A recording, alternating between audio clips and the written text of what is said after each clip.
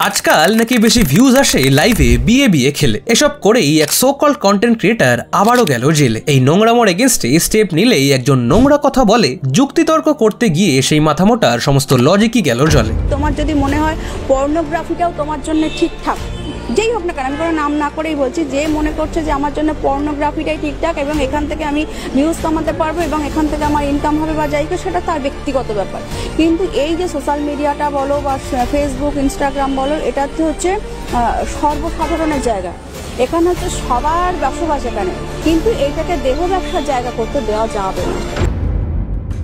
তুমি যদি ফেসবুকে লাস্ট এক মাস ধরে অ্যাক্টিভ থেকে থাকো তাহলে তুমিও নিশ্চয়ই দেখেছো যে একজন অ্যাডভোকেট দিনের পর দিন বেশ কিছু নোংরা কন্টেন্ট ক্রিয়েটরের এগেনস্টে আইনি স্টেপ নিয়েই চলেছেন, যাদের মধ্যে ফার্স্টে রাশিয়ান ভাবি, দেন আরো সেম ক্যাটাগরির কিছু ক্রিয়েটার, এবং এরপর যে বিগ ফিশের এগেনস্টে তিনি মামলা করেন তার নাম হলো স্যান্ডি সাহা, এবং তার কয়েকদিন পর আরো একজন ক্রিয়েটারকে তিনি নোটিশ পাঠান এবং জানা যায় যে আজ থেকে কয়েকদিন আগে পুলিশ তার বাড়ি থেকে তাকে অ্যারেস্ট করেছে, যার নাম হলো দীপঙ্কর, যে কিনা তার একজন বিবাহিত স্ত্রী থাকা সত্ত্বেও সোশ্যাল মিডিয়াতে লাইভ এসে অন্য একজন মেয়েকে সিঁদুর পরিয়ে বিয়ে করেন সেই লাইভে, যেখানে সেই মহিলাটিও অলরেডি বিবাহিত ছিল এবং তার একজন সন্তানও রয়েছে। আর এর থেকেও আশ্চর্যের ঘটনা হলো দীপঙ্করের আগের স্ত্রী এবং বর্তমান স্ত্রী দুজনেই তার সাথে এক সংসারে থেকে সংসার করতে ইচ্ছুক, বাট তারা হয়তো এটা জানতো না যে একজনকে ডিভোর্স না দিয়ে অন্য কাউকে বিয়ে করাটা হিন্দু ম্যারেজ অ্যাক্ট অনুযায়ী আইনত অপরাধ।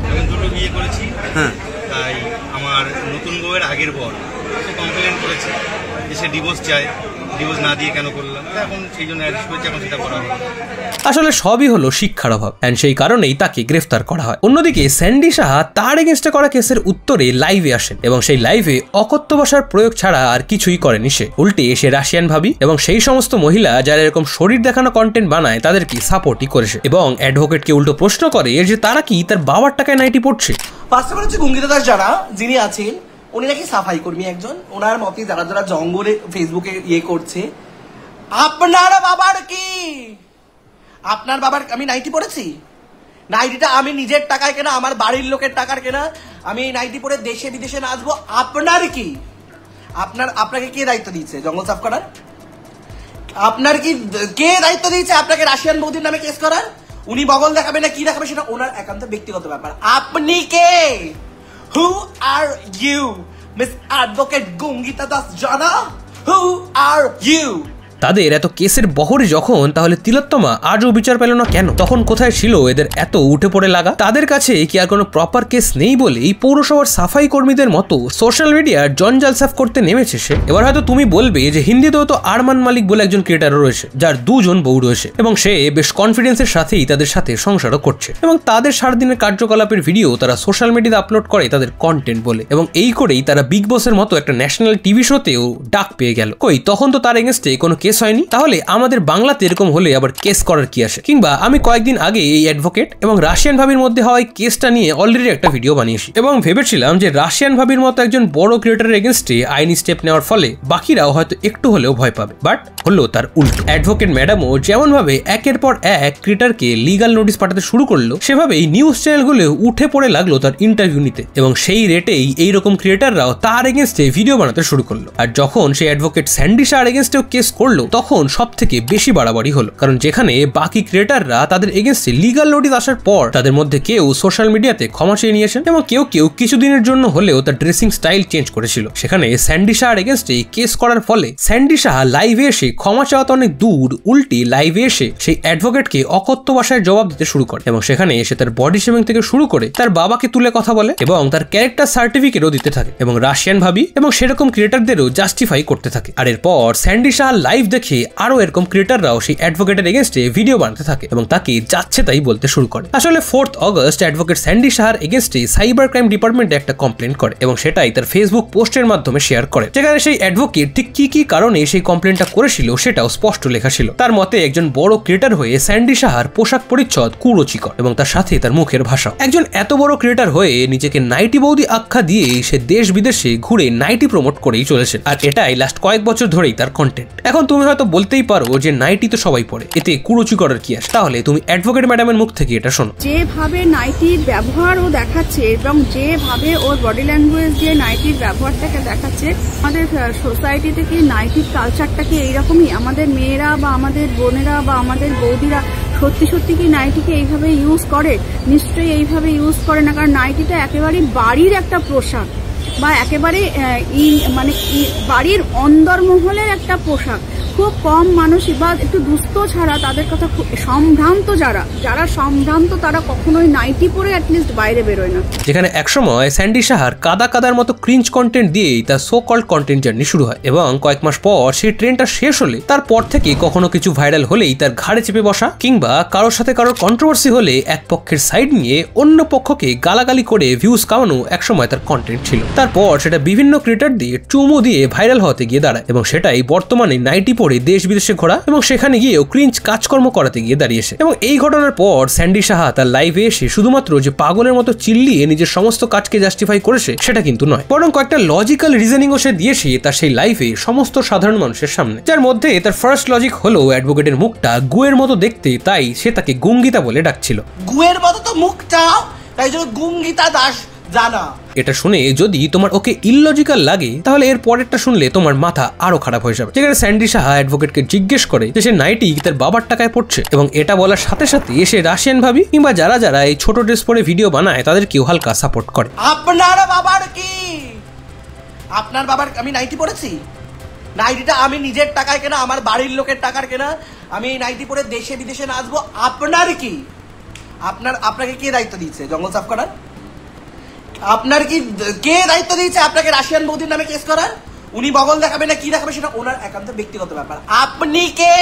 কিন্তু এরপর যখন সে তার সেই লাইভ ভিডিওর কমেন্টে খিস্তি খেতে থাকে তখন সেই সবকিছুর লিমিট ক্রস করে এটা বলে, অ্যাকচুয়ালি ওনার বাবা নাইটি পরে নিষিদ্ধ পল্লীতে যেত, ঠিক আছে? তো ওনার বাবাকে দেখেছে রাস্তায় মার খেতে, নিষিদ্ধ পল্লীতে যেত, নাইটি ফাইটি পরতো। ওনার বাবা অ্যাকচুয়ালি ছিলেন একজন সমকামী, ঠিক আছে? সেটা কোনো ব্যাপার না, রেসপেক্ট করি আমি সবাইকে। তো সেই ওনার বাবা যেত নিষিদ্ধ পল্লীতে এবং ওখানে গিয়ে ধরা পড়ে ক্যালারি খেয়েছে। তারপর থেকে ওনার নাইটির প্রতি একটা শত্রুতা তৈরি হয়ে গেছে, কারণ উনি মানে হিংসে জলে নিজের বাবার কথা মনে পড়ে যায়। মানে সিরিয়াসলি এগুলোকে কোনো রিপ্লাই বলে? মানে একটা রিপ্লাই ভিডিও বানাতে বসে শুধু পাগলের মতো চিল্লামিল্লি করেই গেল, শুধু গরম লাগছে আর লজিকের নামে পার্সোনাল অ্যাটাক আর বডি শেমিং করে গেল সেই ভিডিওতে। আর এরপর স্যান্ডি সাহা যেটা বলে সেটা শুনে আমি আরো খানিকটা অবাক হই, যেখানে সে বলে তার সেই ফেমটা নাকি ভাগ্যের ব্যাপার। ফেমটা ভাগ্যের উপর?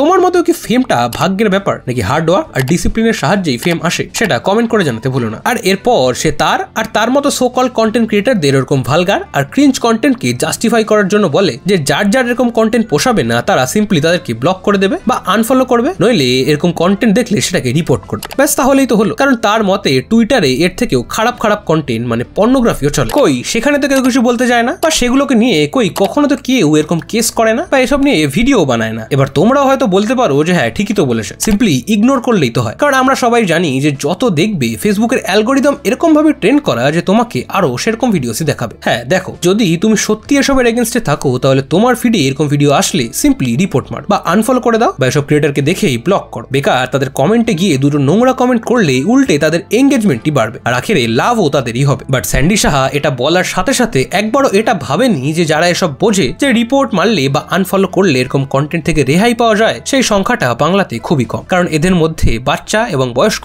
দুজনেই রয়েছে। তাদের এত বুদ্ধি নেই যে কোনটাকে রিপোর্ট মারতে হয় বা কোনটাকে কনজিউম করতে হয়। লকডাউনের পর থেকে বাচ্চাদের ক্লাসের জন্য হাতে ফোন আসায় তারাও এসব সোশ্যাল মিডিয়া ইউজ করা স্টার্ট করে, এবং একবার যদি এরকম ভিডিওতে কোনোভাবে তারা এঙ্গেজ করে তাহলে এসব কন্টেন্টেরই বন্যা বয়ে যায় তাদের ফিড, এবং এই সাইকেলটা চলতেই থাকে। আর এভাবেই বাচ্চারা এবং সিনিয়ররা এসব কন্টেন্টে এক্সপোজ হচ্ছে দিনের পর দিন। এই বিষয়ে আরো ডিটেলসে আমি আমার আগের ভিডিওতে আলোচনা করেছি, তাই ওটাও চেক আউট করতে পারো আর তোমার মতামত জানতে পারো। কিন্তু এরপর স্যান্ডি সাহা যেটা বলে আমিও সেটার সাথে কিছুটা হলেও একমত। সে বলে যে অ্যাডভোকেট ম্যাডাম সব কিছু করছে ফেমের জন্য আর ভিউজের জন্য, এন্ড সেটা আমিও এগ্রি করছি যে হ্যাঁ আগে ম্যাডামের যেখানে 10,000 ফলোয়ার্স ছিল না সেখানে আজ তার 3 লাখেরও বেশি ফলোয়ার্স, এন্ড আমার মতে শি ডিজার্ভ দ্যাট। কারণ সমাজে যদি কিছু ক্রিয়েটর নোংরামো করে ভিউজ আর ফলোয়ার্স পায় তাহলে একজন ভালো কাজ করে ভিউজ বা ফেম পাবে না কেন, তাই না? কি তুমি কি বলো? আর এই সব কিছু শেষে স্যান্ডি সাহা এমন একটা জিনিস করে যেটা তাকে তার নিজের কথাতেই নিজেকেই ফাঁসিয়ে দেয়। আসলে সে কিছু কমেন্ট পড়তে গিয়ে বলে যে সে কোনোভাবেই রাশিয়ান ভাবি বা সেরকম কন্টেন্ট ক্রিয়েটরদের সাপোর্ট করে না।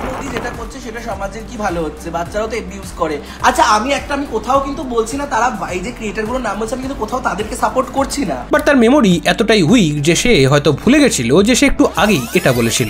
রাশিয়ান বৌদি ওখানে গিয়ে ছোট ছোট ড্রেস পরে না করবে, ওর বাড়ির লোক প্রবলেম করছে না, তাদের ফ্যামিলি প্রবলেম করছে না, আপনি কে করার? এবং হয়তো সেই কারণেই তড়িঘড়ি তাকে সেই লাইফটা সেখানেই বন্ধ করতে হয়। দেখো, আমি জানি না যে স্যান্ডি শাহর এগেনস্টে এই অ্যাডভোকেটের করা কেসটার কি আপডেট, বাট অনেস্টলি মনে হয় না যে সব করে তাকে থামানো সম্ভব। কারণ তার মতে অ্যাডভোকেটের কাছে অন্য কোনো কেস নেই বলেই সেই ক্রিয়েটারদের পেছনে উঠে পড়ে লেগেছে। তাই আমার সেই অ্যাডভোকেট ম্যাডামের কাছে একটা রিকোয়েস্ট, যে কয়েকদিন আগে বেহালাতে যে গাড়ি অ্যাক্সিডেন্টটা হয়েছিল, যেখানে কিছু মাতালের জন্য একজন সাধারণ মানুষের প্রাণ যায়, সেই কেসে স্যান্ডি শাহর নামও শোনা যাচ্ছিল। প্লিজ সেটা নিয়ে একটু খতিয়ে দেখুন। কি ব্যাপারটা একটু বেশি সিরিয়াস হয়ে গেল নাকি? সরি স্যান্ডি, এটা একটা জোক ছিল, রেগে যেও না প্লিজ। আর এর কিছুদিন পর আরো এক কলির কেষ্ট বাড়িতে বিবাহিত স্ত্রী থাকা সত্ত্বেও আরেকজন বিবাহিত মহিলাকে লাইভে এসে সিঁদুর দানের মাধ্যমে বিয়ে করে এবং সে দুটো বউ নিয়ে সংসার করবে বলে ঠিক করে। সেখানে তার আগের বউ এবং নতুন বউ এই বিষয়ে কোনো আপত্তি ছিল না, বাট তারা যদি একটু পড়াশোনা করতো তাহলে হয়তো তারা এটুকু জানতো যে হিন্দু ম্যারেজ অ্যাক্ট অনুযায়ী এই বিষয়টা ইল্লিগাল, আর সেই কারণেই তাদেরকে গ্রেফতার করা হয়। এই ব্যক্তিকে আমি আজ থেকে কয়েক মাস আগে মনোজদের একটা ভিডিওতে দেখি। সেখানে মনোজ দে তার এক ভিডিওতে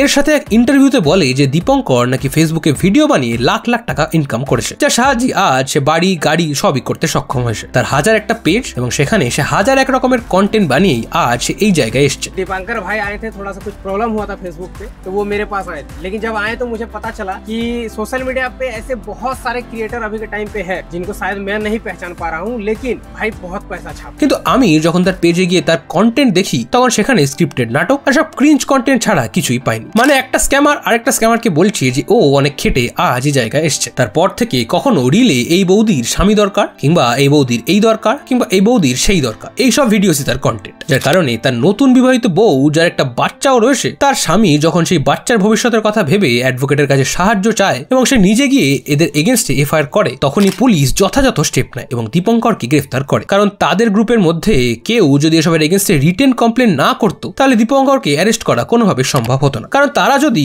এই অন ক্যামেরা বিয়েটাকে কন্টেন্ট বলে চালিয়ে দিত তাহলে আইনের আর কিছুই করার থাকতো না। কারণ এই বিয়ে খেলাটাও আজকের দিনে দাঁড়িয়ে খুবই কমন একটা ব্যাপার। তাই আমার মতে আজকের দিনে দাঁড়িয়ে অ্যাডভোকেটের মতো মানুষ অনেক অনেক দরকার, যারা এসব নোংরামো পরিষ্কার করাটাকে নিজের একটা দায়িত্ব বা কর্তব্য বলে মনে করে এবং এগুলোর এগেনস্টে যথাযথ স্টেপ নেয় কোনো কিছুর পরোয়া না করে। আর সে একের পর এক এরকম ক্রিয়েটারদের পেছনে যেভাবে উঠে পড়ে লেগেছে তার জন্য তাকে কুর্নিশ জানাই। এবং আমি দেখলাম যে তার কিছু জুনিয়রও এই কাজে নামছে, সেটা দেখে খুবই ভালো লাগলো। কারণ তুমিও জানো, আমিও জানি, রোস্টাররা নামি এসবের এগেনস্টে ভিডিও বানায়, তারাও সেই ভিউজের লোভেই এসব কিছু করছে। আর স্যান্ডি শাহর কথা থেকেই তোমাদের কাছে অ্যাজ আ অডিয়েন্স আমার একটা রিকোয়েস্ট, যেসব কন্টেন্ট তোমার সামনে এলে সেখানে নোংরা কমেন্ট করার বদলে রিপোর্ট মারো এসবকে, তাহলে দেখবে তোমার আর এরকম অ্যাডভোকেটের যৌথ প্রয়াসে এরকম কন্টেন্টকে থামানো সম্ভব হবে। আর যদি এরা এতদিন ধরে নোংরামো করে ভিউজ আর ফলোয়ার্স গেইন করতে পারে, তাহলে একজন ভালো কাজ করে ফলোয়ার্স আর ভিউজ পেলে সমস্যাটা কোথায়? তোমার এই গোটা বিষয়ে কি মতামত সেটা কমেন্ট বক্সে জানিও। আর হ্যাঁ, ভিডিওটা ভালো লাগলে লাইক করার পাশাপাশি সবার সাথে শেয়ারও করে দিও। আর আমার নতুন চ্যানেলটাও সাবস্ক্রাইব করতে ভুলো না। হ্যাঁ জানি আমার গলার আওয়াজটা একটু অন্যরকম লাগলো, কারণ আমি একদিন আগেই জ্বর থেকে উঠেছি, তবে সর্দিটা এখনো যায়নি। বাট যাই হয়ে যাক, ভিডিও আসবে, কারণ আমি এক্সকিউজ না দিয়ে ডিসিপ্লিন হতে চাই। আর তোমরা এভাবেই সাপোর্ট করে যেও,